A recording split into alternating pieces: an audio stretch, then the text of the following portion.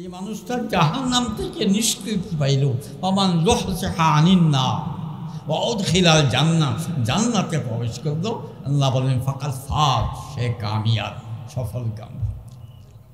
এখানে আপনারা যারা বসে আছেন, অনেক তালেব এলেম আছেন, আলেম ওলামা আছেন, ওনাদেরকে ছাড়া যারা আমরা সর্বসাধারণ আছি, আমাদের অবস্থা কী?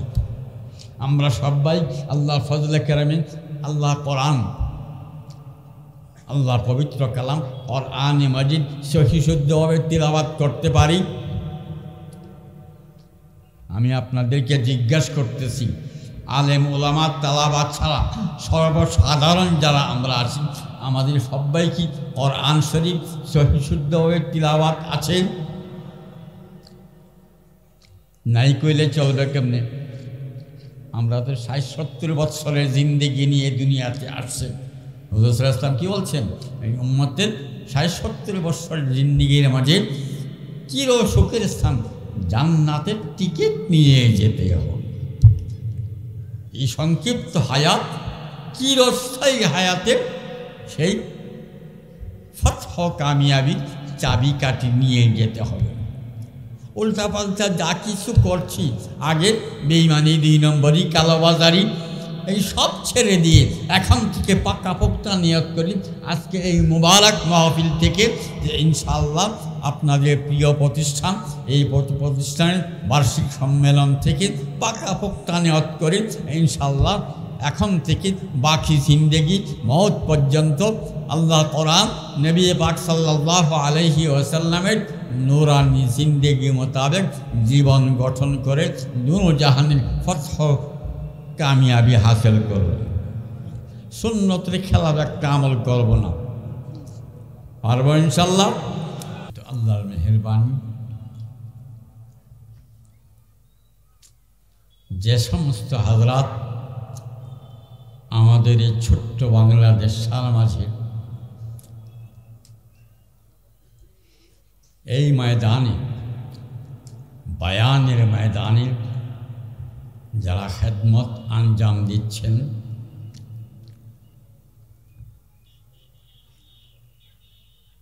এর মধ্যে আমি আন্তরিকভাবে ওনাকে মহব্বত করি। ইখলাস ও লিল্লাহিয়াতের সঙ্গে যারা এই ময়দানে মেহনত করেন, দেশের আনাচে কানাচে সর্বত্র, এই যে আল্লাহ পাকের দান, যে ওনাদের বায়ান দ্বারা অসংখ্য আল্লাহর বান্দারা সিরাতে মুস্তাকিমের উপর আসে।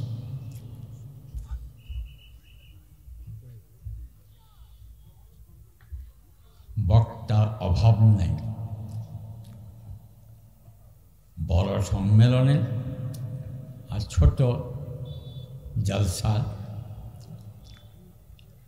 কিন্তু ইখলাস ও লিল্লাহিয়াতের সঙ্গে যারা দিল থেকে কথা বলেন, তাদের বায়ানে যে রুহানিয়ত থাকে, ইখলাস ও লিল্লাহিয়াতের সঙ্গে তারা হুজুর সাল্লাল্লাহু আলাইহি ওয়াসাল্লামের রক্তমাখা দ্বীনের খেদমত এই দেশের আনাচে কানাচে সর্বত্র করে যাচ্ছেন। অসংখ্য আল্লাহর বান্দারা ওনাদের বায়ান থেকে হেদায়েতের ওপর আসতেছেন। আল্লাহ তাআলা ওনাদেরকে উত্তম জাযা দান করুন, হায়াতে তাইয়্যিবা তাওয়িলা দান করুন। এই সমস্ত কিছু হযরত যদি ইখলাস ও লিল্লাহিয়াতের সঙ্গে এই ময়দানে তাকলিফ না করতেন, কষ্ট না করতেন, তাহলে এই ময়দানের অবস্থা আমার তো ভয়ই লাগে। অনেক বড় ছোট বিভিন্ন ধরনের জলসা জলুসে হাজির হওয়ার তৌফিক হয়। আমি নিজে বক্তা নই, কিন্তু যারা এই ময়দানে খেদমত করেন আমি মোটামুটি তাদের প্রতি আমার ভিন্ন ধরনের নজর, এবং এর ফলাফল যে আল্লাহর রহমতে আসতেছে এইটাকে অস্বীকার করতে পারবেন না। অসংখ্য আল্লাহ বান্দা বান্দিরা ওনাদের বয়ান দ্বারাতে তারা জাহান্নামের পথ ছেড়ে জান্নাতের পথে আসতেছে।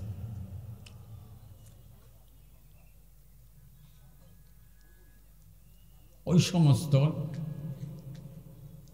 এখলাসপূর্ণ যারা এই ময়দানে খেদমত আঞ্জাম দিচ্ছেন এদের মধ্যে আমার এই মুআজ্জাজ মেহমানও অন্যতম। আল্লাহ তাআলা ওনার হায়াতে খায়ের বরকত দান করুন।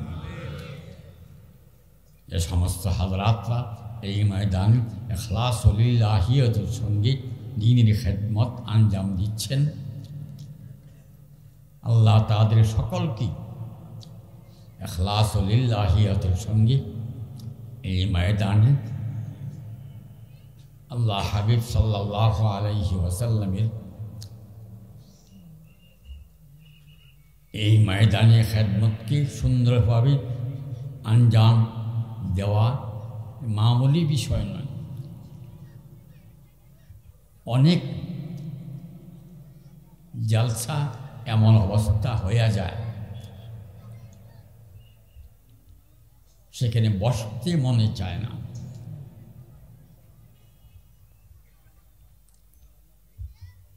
আল্লাহ আমাদেরকে মাফ করুন। আসলে সহি ইলম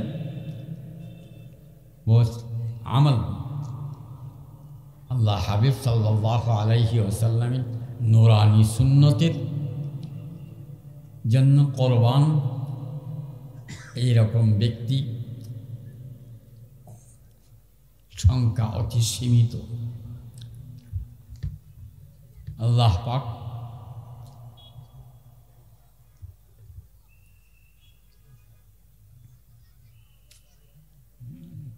আল্লাহর কাছে দিন অত্যন্ত প্রিয়।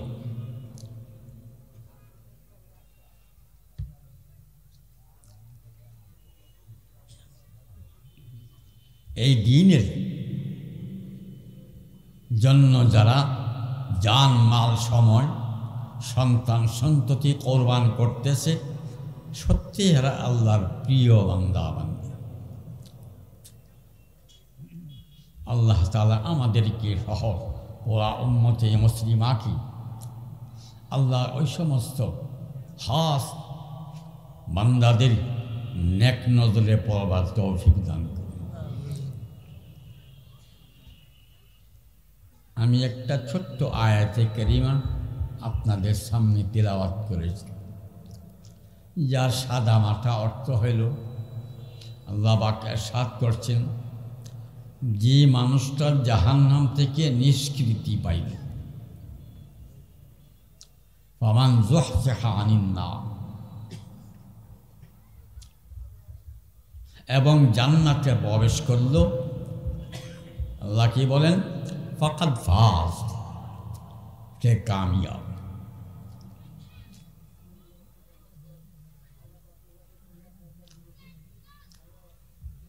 আমার কাছে একটা খুশি লাগতেছে আপনাদের জলসা এসে। অনেক জলসা এমন শ্রোতা মণ্ডলীর চেহারা এমন সুন্দর দেখা নসিব হয় না।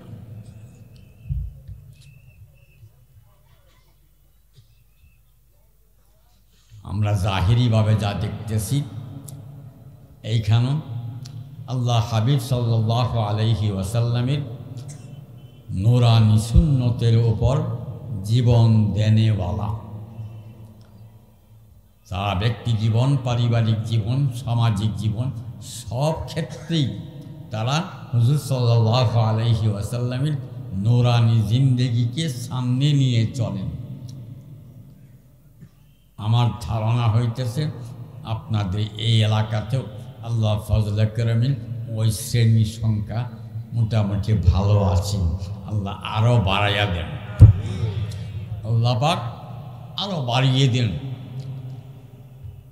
আপনাদের এই ছোট্ট শহরে কয়েকটা কওমি মাদ্রাসা,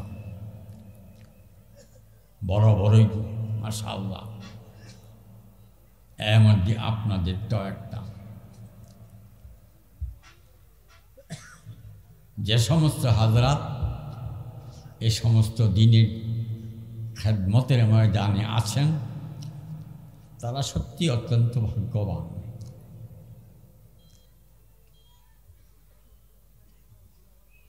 আল্লাহ পাক এই সংখ্যাকে বাড়িয়ে দিন।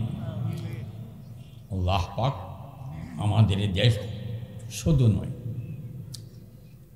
মুসলিম বিশ্বে যে সমস্ত দেশ মুসলমান হিসেবে নিজেদেরকে পরিচয় দেয় তাদের সবাইকে আল্লাহ পাক আল্লাহ কোরআন কারীম আল্লাহ হাবিব সাল্লাল্লাহু আলাইহি ওয়াসাল্লামের আহাদিস মুবারাকা, সংক্ষেপে কি বলি, কোরআন সুন্নাহ মোতাবেক, কোরআন সুন্নাহ মোতাবেক জীবন গঠন করার জন্য এই সমস্ত আমাদের মাদারিসে কওমিয়া উলামায়ে হাক্কানি রাব্বানি যারা আছেন তারা মেহনত করে চলছেন, মেহনত করে চলছেন। কিন্তু যেমনটা আশা করি আমরা তেমনটা অনেক ক্ষেত্রে বাস্তবায়ন করতে পারি না। মনটায় তো চায় প্রত্যেকটা ছেলেই এই তালেবানে আলমে নবুওয়াতের প্রত্যেকটা ছেলেই যেন আলিমি হাক্কানি রাব্বানি হওয়ার সঙ্গে সঙ্গে তাজকিয়া তাসাউফের ময়দানেও তারা আগে থাকে। আমার বেশ কয়েক বছর আগে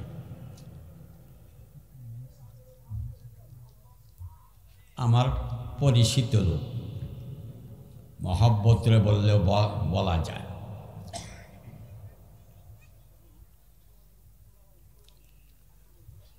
মসজিদে জমাত হয়ে গেছে, উনি নামাজ পড়লেন। ওনার নামাজটা দেখে আমার এত কষ্ট লাগছে। নামাজের ফরজ ওয়াজিব জাহিরি যেগুলো এইগুলি ওনার কাছে নাই, অথচ উনি আমাদের ইসতিলাহ হিসাবে কামেল পাস। আমার খুব কষ্ট লাগছে।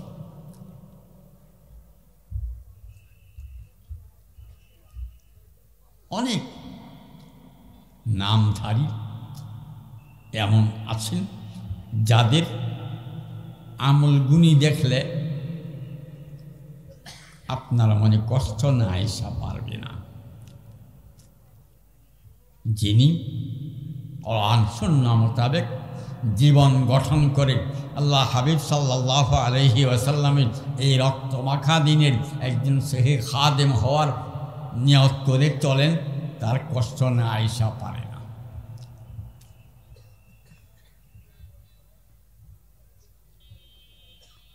আমারও ঈমান কমজোর, আমি যে ওনাকে মজবুতির সঙ্গে একটি কিছু বলবো তা আমার সাহসে কুলায় নাই, কিন্তু ব্যথাটা আমার সারা শরীর। আমলের জগতে ঈমানের পর সবচেয়ে আহাম তরিন আমল নামাজ। এই নামাজ যদি নামধারী তাকে আলেম বলে না হয়, তাহলে এই নামধারী আলেমের কি দাম আছে?